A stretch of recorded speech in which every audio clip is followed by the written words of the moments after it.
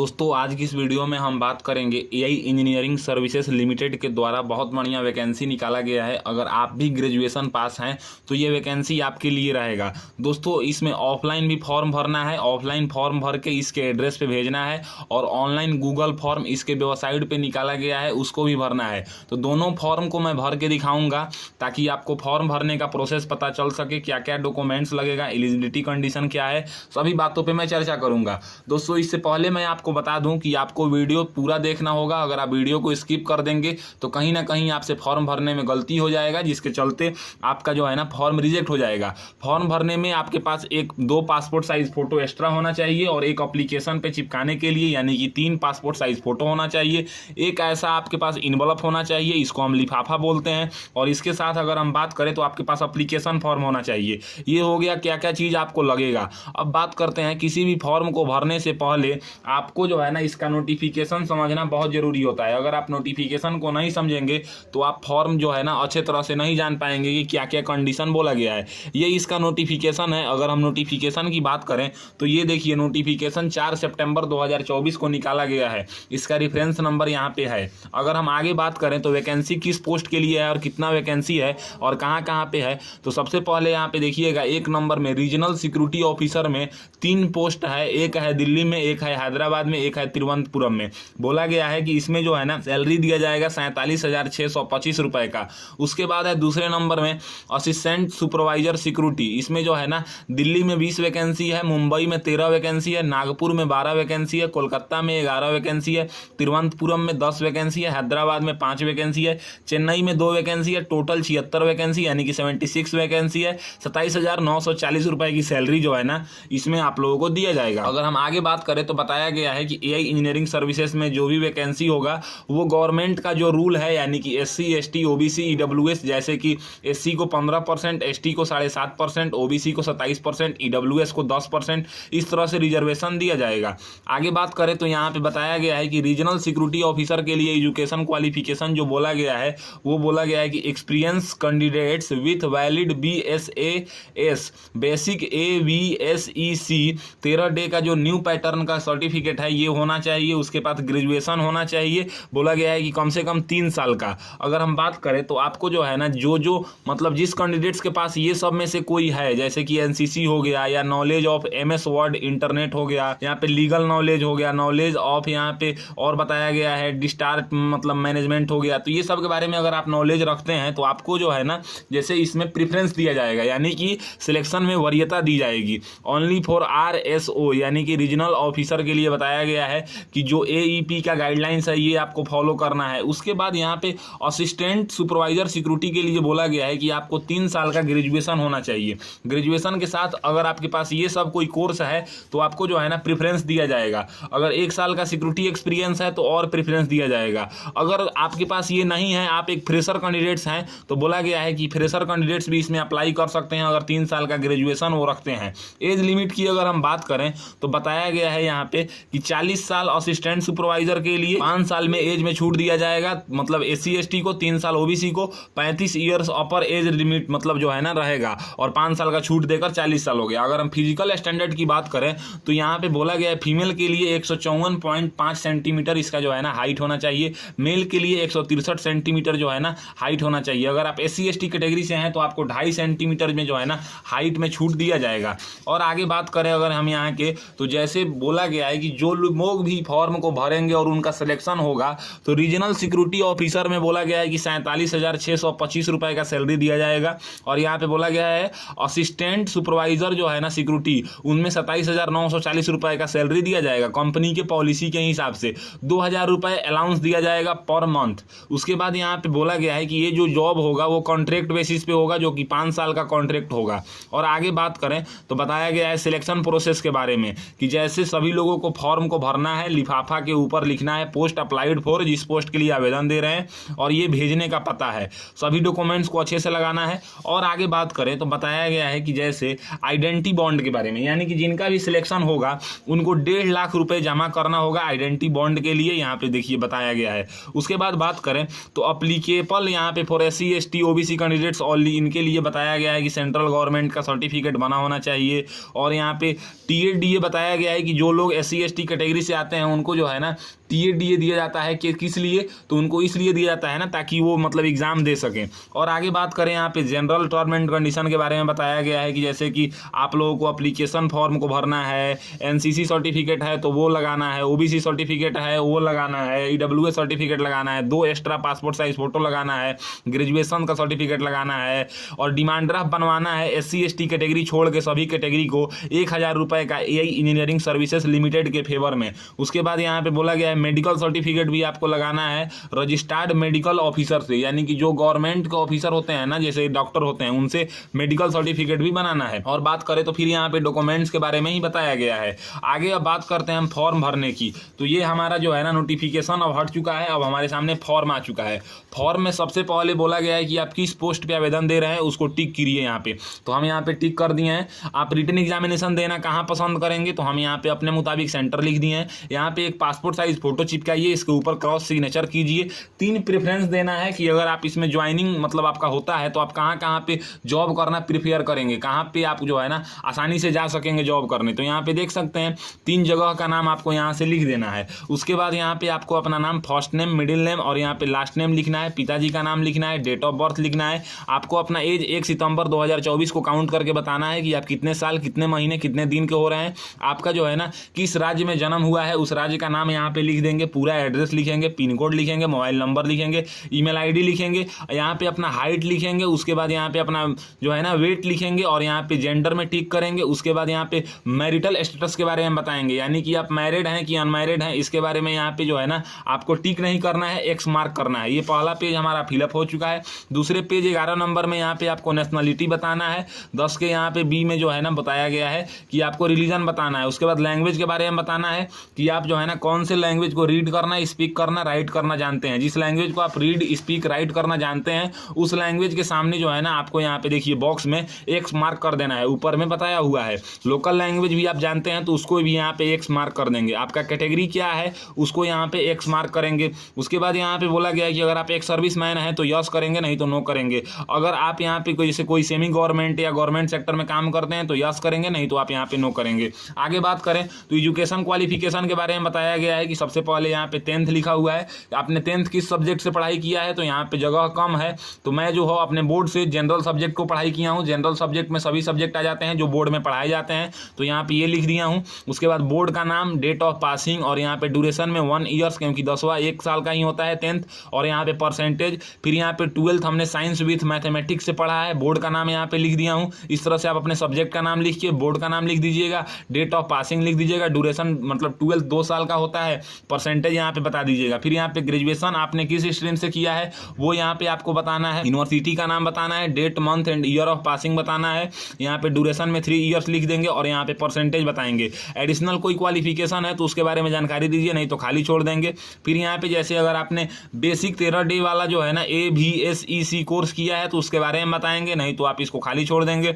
फिर यहाँ पे जो है ना बताया गया है कि अगर आपको जो है ना इसमें से कोई सर्टिफिकेट है तो उसमें एक्स मार्क कीजिए, जैसे कि NCC है या फायर फाइटर हैं या इंडस्ट्री सिक्योरिटी हैं, ये सब आप जानते हैं एक सर्विसमैन, तो एक्स मार्क कीजिए, नहीं तो खाली छोड़ दीजिए। आगे बताया गया है एक्सपीरियंस के बारे में कि अगर हम एक्सपीरियंस के बारे में बात करें तो अगर आप कहीं पे काम किए हैं तो उस कंपनी का नाम बताएंगे। उसके बाद किस डेट से कब काम किए हैं, कि आपका पोस्ट क्या था, नेचर ऑफ जॉब क्या था, सैलरी क्या था, ये सब के बारे में आप बताएंगे। बोला गया है कि SC ST कैटेगरी को छोड़ के 1000 रुपये का डिमांड ड्राफ्ट बनवाना है। जिस बैंक से आप डिमांड ड्राफ्ट बनवाएंगे उस बैंक का नाम लिखेंगे, जिस डेट को बनवाएंगे वो डेट लिखेंगे, डिमांड ड्राफ्ट नंबर लिखेंगे, अमाउंट लिखेंगे। अगर आपका कोई रिलेटिव काम करता है जैसे कि AI एयरपोर्ट सर्विसेज लिमिटेड में या AI इंजीनियरिंग सर्विसेज लिमिटेड में, इस सब में अगर कोई काम करता है तो उसके बारे में यहाँ पे नाम बताएंगे, डेस्टिनेशन बताएंगे, कंपनी बताएंगे, उससे रिलेशनशिप बताएंगे। लास्ट पेज में अगर हम बात करें तो बताया गया है कि अगर लास्ट 5 ईयर्स में अगर आपके ऊपर कोई क्रिमिनल का केस ये सब हुआ है तो आप यस करेंगे, नहीं तो आप यहाँ पे नो कर देंगे। उसके बाद आपके ऊपर कोई केस मुकदमा तो नहीं चल रहा है, इसमें भी आप नो कर देंगे। उसके बाद नीचे बात करें तो आपको यहाँ पे जो है ना प्लेस का नाम लिख देना है और फिर यहाँ पे डेट लिख देना है, सिग्नेचर कर देना है। फिर अगला पेज में अगर हम बात करें तो डॉक्यूमेंट्स के बारे में बताना है। इसमें जो है ना आपको यस नो में करके बताना है कि आप कौन से डॉक्यूमेंट्स को दे रहे हैं और कौन डॉक्यूमेंट्स को नहीं दे रहे हैं। अब देखिए यहाँ पे जो है ना एप्लीकेशन फी एप्लीकेबल, क्या आप में एप्लीकेशन फी लग रहा है, तो आप यहाँ पे अगर जनरल ओबीसी डब्ल्यूएस कैटेगरी से हैं तो यस कर देंगे। 2 एक्स्ट्रा फोटो सब किसी को देना है तो यस करेंगे। स्किल लिविंग सर्टिफिकेट अगर आप दे रहे हैं तो यहाँ पे यस करेंगे। कास्ट सर्टिफिकेट अगर आप दे रहे हैं तो यस करेंगे। मैट्रिकुलेशन का मार्कशीट सर्टिफिकेट दे रहे हैं तो यस करेंगे। ग्रेजुएशन का मतलब सर्टिफिकेट दे रहे हैं तो आप यहाँ पे यस करेंगे। और भी अगर कोई मार्कशीट सर्टिफिकेट दे रहे हैं तो यस करेंगे। डिस्चार्ज सर्टिफिकेट अगर एक सर्विसमैन कैंडिडेट्स हैं तो यहाँ पे यस करेंगे। एक्सपीरियंस सर्टिफिकेट दे रहे हैं तो यहाँ पे यस करेंगे। अगर आप कोई गवर्नमेंट या सेमी गवर्नमेंट में काम करते हैं उसका नो ऑब्जेक्शन सर्टिफिकेट दे रहे हैं तो आप यहाँ पे जो है ना 10 नंबर में यस करेंगे। ये हमारा एप्लीकेशन फॉर्म फिलअप हो चुका है। अब एप्लीकेशन फॉर्म को सबको जो है ना एक साथ रख लेना है। अब अगर हम बात करें डॉक्यूमेंट्स आपको क्या क्या लगाना है, तो जो भी डॉक्यूमेंट्स आप लगाएंगे उन सभी डॉक्यूमेंट्स को आपको क्या करना है, तो सेल्फ अटेस्टेड करना है जीरोक्स। अब जब इंटरव्यू होगा तो आपको दिखाना है क्या, तो सबसे पहले आपको डिमांड ड्राफ्ट का ओरिजिनल कॉपी, 10th का मैट्रिक का मार्कशीट सर्टिफिकेट, 12th का मैट्रिक मतलब सर्टिफिकेट, ग्रेजुएशन का सर्टिफिकेट, उसके बाद अगर यहाँ पे एनसीसी है तो एनसीसी, अगर कोई यहाँ पे ट्रेनिंग लिए हैं तो वो डॉक्टर सर्टिफिकेट अगर है तो मतलब जिसमें मेडिकल सर्टिफिकेट आपका हाइट वेट बताया जाए। उसके बाद डिस्चार्ज सर्टिफिकेट अगर एक सर्विस में मतलब है तो SC ST सर्टिफिकेट, अगर एक्सपीरियंस सर्टिफिकेट है तो डोमिसाइल सर्टिफिकेट, और कोई भी क्रिमिनल बैकग्राउंड नहीं होना चाहिए। तो इस तरह से ये सब डॉक्यूमेंट्स का आप जीरोक्स करा लेंगे, सेल्फ अटेस्टेड कर लेंगे यानी कि सिग्नेचर कर देंगे। और मतलब एप्लीकेशन फॉर्म जो हमारा है इसके जस्ट नीचे आपको जो है ना अपना सभी डॉक्यूमेंट्स को लगा देना है, यानी कि जीरोक्स करके स्टेपलर कर देना है। और फिर इस तरीके से आपको जो है ना अपने एप्लीकेशन फॉर्म को फोल्ड कर लेना है, एप्लीकेशन फॉर्म को और डॉक्यूमेंट्स के साथ। और जो 2 एक्स्ट्रा फोटो मैं आपको बताया था, इन 2 एक्स्ट्रा फोटो को आपको जो है ना इसी एप्लीकेशन के बॉक्स के बीच में रख लेना है। और रखने के बाद जो ये इन्वलप है जिसपे आपने जो है ना भेजने का पता लिखा हुआ है, भेजने का पता क्या लिखना है, तो सबसे पहले आपको लिखना है post applied for assistant supervisor, या आप जिस पोस्ट के लिए आवेदन दे रहे हैं अपना कैटेगरी, फॉर्म में अपना नाम, विलेज का नाम, पोस्ट ऑफिस का नाम, पुलिस स्टेशन का नाम, डिस्ट्रिक्ट का नाम, state, pin code, mobile number. और जो भेजने का पता है chief human resource officer AI engineering services limited, यहाँ पे personal department 2nd floor CRA building, यहाँ पे बोला गया है यहाँ पे सफदरगंज एयरपोर्ट कॉम्प्लेक्स यहाँ पे, और मतलब पूरा इसका एड्रेस है, ये आप देख लीजिए। इसी एड्रेस पे आपको जो भेजना है, तो इस इन्वलप को आपको क्या करना है कि इसी इन्वलप के बीच में आपको डॉक्यूमेंट्स, 2 फोटो और जो एप्लीकेशन फॉर्म था इसको इसी के बीच में आपको अंदर रख लेना है, गोंद से चिपका लेना है। 24 सितंबर इसका लास्ट डेट है फॉर्म भेजने का, तो 24 सितंबर से पहले आपको इस एड्रेस पे फॉर्म पहुंचा देना है। अब बात करते हैं कि इस फॉर्म में जो है ना एक गूगल फॉर्म को ही फिल करना है। जो डिटेल्स आपने ये ऑफलाइन फॉर्म पे फिलअप किया है ना, सेम डिटेल्स गूगल फॉर्म पे भी होना चाहिए। तो चलिए मैं आपको कंप्यूटर के स्क्रीन पे ले चलता हूं और वहां पे आपको दिखाता हूं कि गूगल फॉर्म को कैसे फिल करना है। अगर हम बात करें AI इंजीनियरिंग सर्विसेज लिमिटेड में जो 76 पोस्ट पे वैकेंसी निकाला गया है, इस वैकेंसी का फॉर्म कैसे डाउनलोड करना है और गूगल फॉर्म को कैसे फिल करना है, तो इसके लिए आपको सिंपली गूगल ओपन करना है। और गूगल ओपन करने के बाद आपको सर्च करना है क्या गूगल पे, तो AIESL लिख के सर्च करना है। AIESL लिख के आप सर्च करेंगे। जैसे ही आप ये लिख के सर्च करेंगे, यहाँ पे AI इंजीनियरिंग सर्विसेज लिमिटेड का वेबसाइट आएगा, नीचे आपको कैरियर का सेक्शन दिखेगा, आप इसके ऊपर क्लिक कीजिएगा। जैसे ही आप इसके ऊपर क्लिक करेंगे तो यहाँ पे अभी जो भी वैकेंसी आया हुआ है वो सबको दिखाया जाएगा। जैसे कि अगर हम बात करें तो हम बात कर रहे हैं किसके लिए,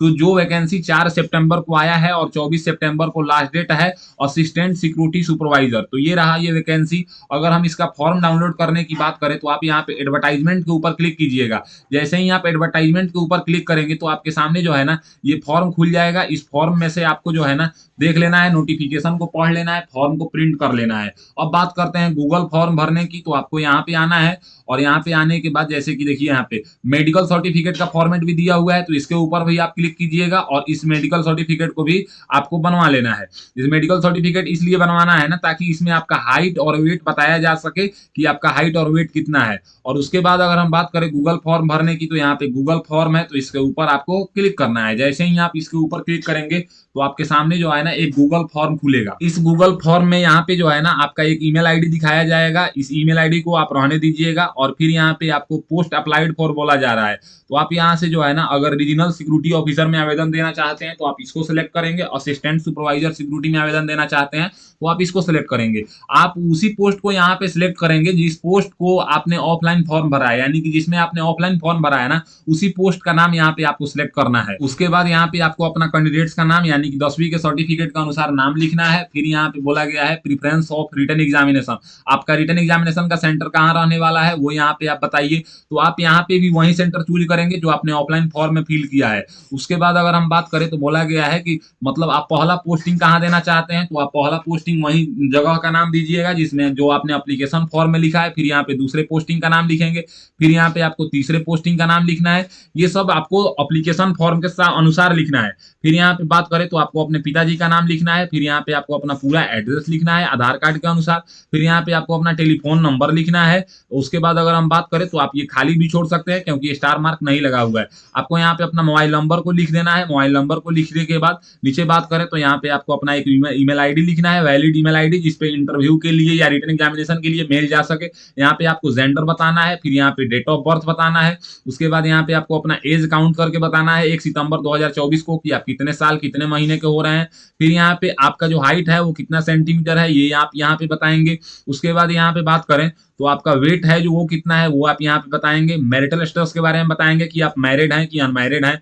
उसके बाद अगर हम बात करें तो आपने जो है ना ग्रेजुएशन किस स्ट्रीम से किया है वो आपको यहाँ पे बताना है। फिर यहाँ पे किस यूनिवर्सिटी से किया है उसके बारे में आपको यहाँ पे बताना है। उसके बाद अगर हम बात करें तो कितने ईयर ड्यूरेशन का कोर्स था, तो 3 साल का भी ग्रेजुएशन होता है, 4 साल का भी होता है, जितने साल का आपने किया है वो बताएंगे। पोस्ट ग्रेजुएशन किए हैं तो उसके बारे में आप अपने स्ट्रीम के बारे में बताएंगे। उस पोस्ट ग्रेजुएशन का यहाँ पे जो है ना यूनिवर्सिटी का नाम बताएंगे। इस पे स्टार मार्क नहीं लगा हुआ है, आप खाली भी छोड़ सकते हैं। उसके बाद पोस्ट ग्रेजुएशन का ड्यूरेशन के बारे में बता सकते हैं। फिर यहाँ पे आर यू फ्रेशर, क्या आप फ्रेशर हैं, तो यहाँ पे यस या नो करके बता सकते हैं। अगर आप कहीं जॉब करते हैं तो फ्रेशर में नो कर देंगे, अगर कहीं जॉब नहीं करते हैं इससे पहले तो आप इसको यस कर देंगे। उसके बाद यहाँ पे बोले तो आपने कौन सा सर्टिफिकेट जो है ना पास किया है, तो यहाँ पे जो है ना 4-5 मतलब अलग अलग सर्टिफिकेट है, जैसे कि BCAS सर्टिफिकेट है, बेसिक AVSEC फ्रेशर सर्टिफिकेट है। अगर ये सब नहीं किए हैं तो नॉट एप्लीकेबल के ऊपर आप क्लिक कर देंगे। उसके बाद बोला गया है कि डेट ऑफ गेटिंग बेसिक्स, मतलब जो आप स्क्रीनिंग सर्टिफिकेट है ये कब लिए हैं, ये अगर नहीं लिए हैं तो ये खाली छोड़ देंगे, स्टार मार्क नहीं हुआ है। उसके बाद यहाँ पे बोला गया है mention the validity of the certificate, तो इसको भी आप खाली छोड़ सकते हैं, स्टार मार्क इस पे नहीं लगा हुआ है। उसके बाद यहाँ पे बात करें तो बताया गया है कि जैसे जो है ना आपका जैसे यहाँ पे प्रीवियस में आपने किस पोजीशन पे काम किया है उसके डेस्टिनेशन के बारे में बताएंगे। Name of the location and organisation के बारे में बताएंगे। वहां पे पे स्केल क्या रहा है, यानी कि इससे पहले अगर आप कहीं पे जॉब किए हैं। उसके बाद यहाँ पे जो है ना स्टार्टिंग पीरियड आपका क्या था, एंडिंग पीरियड क्या था, ये यहाँ पे आप बताएंगे। फिर यहाँ पे ब्रीफ जॉब प्रोफाइल आपका क्या था ये बताएंगे। टोटल ईयर कितने ईयर्स का आपका एक्सपीरियंस हुआ है ना उसके बारे में आप बताएंगे। अगर आप कहीं जॉब नहीं किए हैं तो आप इसको खाली छोड़ देंगे। क्रिमिनल केस के बारे में बोल रहा है तो आपको यहाँ पे क्रिमिनल रिकॉर्ड नहीं होना चाहिए, तो आप दोनों बॉक्स में जो है ना नो टिक कर देंगे। उसके बाद फिर यहाँ पे क्रिमिनल केस के ही बारे में पूछ रहा है तो आप यहाँ पे इस दोनों बॉक्स में भी आपको क्या करना है कि नो कर देना है। उसके बाद अगर आप कोई सेमी गवर्नमेंट या गवर्नमेंट सेक्टर में काम करते हैं तो आपको वहां से अंडरटेकिंग यानी कि नो ऑब्जेक्शन सर्टिफिकेट भी लगाना होगा। तो आप अगर करते हैं तो यस करेंगे, नहीं तो सिंपली आप इसको नो कर देंगे। किस कैटेगरी से बिलोंग करते हैं, यहाँ पे सभी कैटेगरी का नाम है, आपको अपने कैटेगरी के बॉक्स के सामने टिक कर देना है। अगर आप एक सर्विसमैन है तो आप यहाँ पे यस करेंगे, नहीं तो आप सिंपली इसको यहाँ पे नो कर देंगे। उसके बाद यहाँ पे बोला गया है कि आप जो डिमांड ड्राफ्ट बनवाएंगे वो किस बैंक से बनवाएंगे उसके बारे में आपको यहाँ पे बताना है कि name and address of the issue bank branch, यानी कि आप जहां से बनवा रहे हैं उस बैंक का नाम और मतलब उसका पूरा एड्रेस आपको लिखना है। फिर यहाँ पे डेट ऑफ इशू, यानी कि जिस डेट को आप डिमांड ड्राफ्ट बनवा रहे हैं वो यहाँ पे आपको लिखना है। फिर यहाँ पे डिमांड ड्राफ्ट नंबर आपका क्या है ये लिखना है। SC ST कैटेगरी वाले को ये नहीं लिखना है। अमाउंट के बारे में यहाँ पे बताना है, तो अमाउंट यहाँ पे 1000 आपको लिख देना है। फिर यहाँ पे अगर आपका कोई रिलेटिव जॉब करता है कंपनी जैसे कि AI इंजीनियरिंग सर्विसेज लिमिटेड में या AI एयरपोर्ट सर्विसेज लिमिटेड में या hotel corporation of India limited में या एयरलाइन एलाइड सर्विस लिमिटेड में, अगर नहीं करता है तो आप सिंपली इसको नो कर देंगे। उसके बाद यहाँ पे अगर करता है तो उसका नेम ऑफ डेस्टिनेशन यानी कि उसके पोस्ट का नाम बताएंगे। फिर यहाँ पे प्रोवाइड इसका SAP नंबर बताएंगे। उसके बाद यहाँ पे डिक्लेरेशन को आपको टिक करना है और टिक करने के बाद आपको सबमिट कर देना है। जो भी आप डिटेल्स भरेंगे वो ऑफलाइन फॉर्म में और गूगल फॉर्म में सेम होना चाहिए, तो इस तरीके से आप गूगल फॉर्म को फिल कर पाएंगे। तो आज के इस वीडियो में आपने जाना कि AI इंजीनियरिंग सर्विसेज लिमिटेड में बहुत बढ़िया 76 पोस्ट पे ग्रेजुएशन पास कैंडिडेट्स के लिए फॉर्म निकाला गया है। इस फॉर्म को आप घर बैठे कैसे भरेंगे। अगर मेरी दी हुई जानकारी आपको पसंद आता है तो मेरे वीडियो को लाइक कीजिए एंड ऐसे ही इन्फॉर्मेटिव वीडियो के लिए मेरे चैनल को सब्सक्राइब कीजिए। आज के लिए बस इतना ही, मैं आपसे विदा लेना चाहूंगा। तब तक आप लोग देखते रहिए मेरा यूट्यूब चैनल फॉर्म फिलअप की नॉलेज। जय हिंद, जय भारत।